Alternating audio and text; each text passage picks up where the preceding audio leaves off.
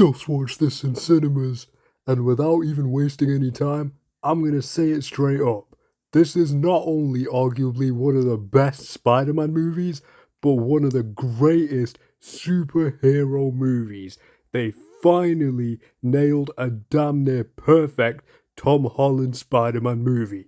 So let's get into it. Right, so like I said, this is a damn near perfect Spider Man movie, and kicking it off immediately from the start, having cameos from Scorpion and Tombstone of all people is insane to see. Just a street level Spider Man stopping criminals before it gets into the main plot.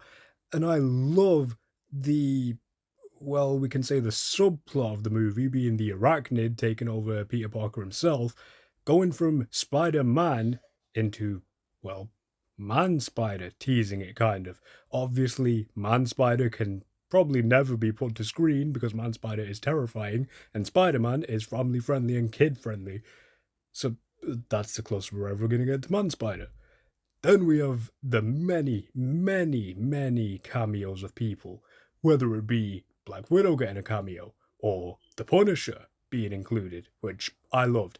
I'm going to say this, I didn't go into this movie with little to no expectations, honestly, because I've said it in the past. I didn't like Tom Holland's Spider Man until No Way Home. This just nailed it for me. Tom Holland is now my second favourite Spider Man. I'm sorry, Andrew Garfield, you were my second favourite for a very long time. Nobody will ever touch Tobey Maguire. That is my goat. That is my Spider Man. I will die on that opinion.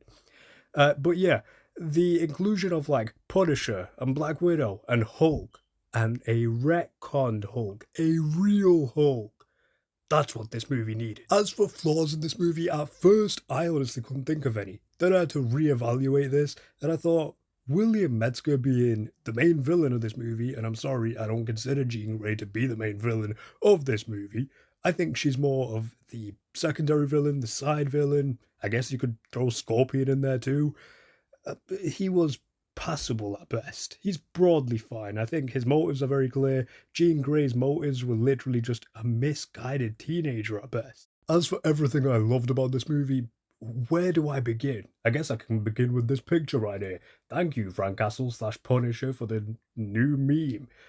Honestly, for many years, Daredevil was my favorite, like, Marvel TV character, we'll say. And then the Punisher came along, and I love this guy. I love John Bernthal. I love the Punisher. I love Frank Castle.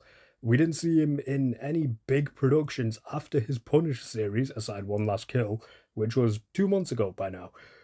And then he was announced for this movie, and this is where all my expectations went. They handled him perfectly. Was he a bit too comedic at the end? I thought so for a second, and then helping Peter Parker at the end, awesome. Hulk was cool, Tombstone was cool, Jean Grey, fantastic. The Hand, yeah, they were utilized great.